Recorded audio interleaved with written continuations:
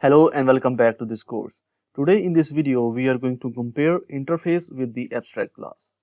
Many of the students confused with the abstract class and the interface because I know that these are confusing things in Java. So that's why I have created this video to compare these tools and we also see the difference between them.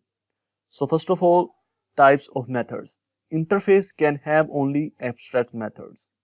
We know that in interface we can only create the abstract methods, but the abstract class can have abstract and non-abstract methods, and from Java 8 it can have default and static method also.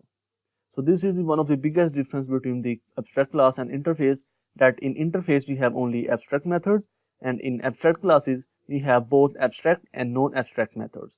And in the latest version like Java 8, we can also have default and the static methods. We can also write the static methods inside the abstract class.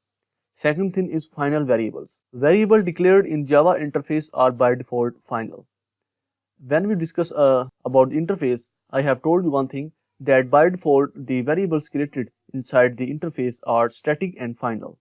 So that's why the variables inside the interface are by default final, and an abstract class may contain non-final variables. You can create both instance variables, final variables inside the abstract class. And the third thing is the type of the variables. Abstract class can have final, non-final, static and non-static variables.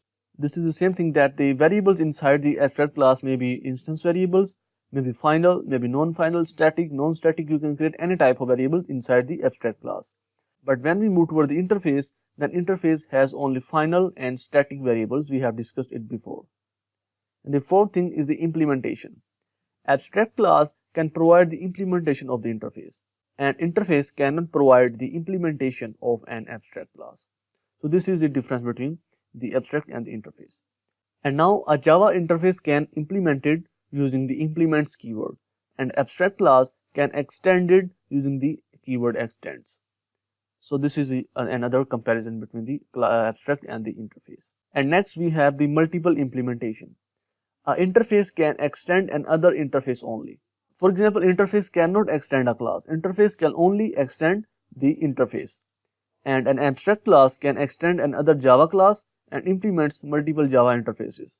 So this is the biggest functionality of the abstract class, that you can extend another Java class, and as well as you can also implement the multiple interfaces in Java. Accessibility of the data members. Members of the Java interface are public by default. We have discussed about this in our interface video, that by default members of the interface are public by default. But the abstract class can have class members like private, public, protected or default, whatever you want. So these are the some biggest points between the abstract and classes and the interfaces. I hope you understand the difference between the interface and the abstract class. Anyhow, if you feel any problem, you can definitely ask me a question. You can message me, I will definitely help you. So that's it for this video. I will see you in next video.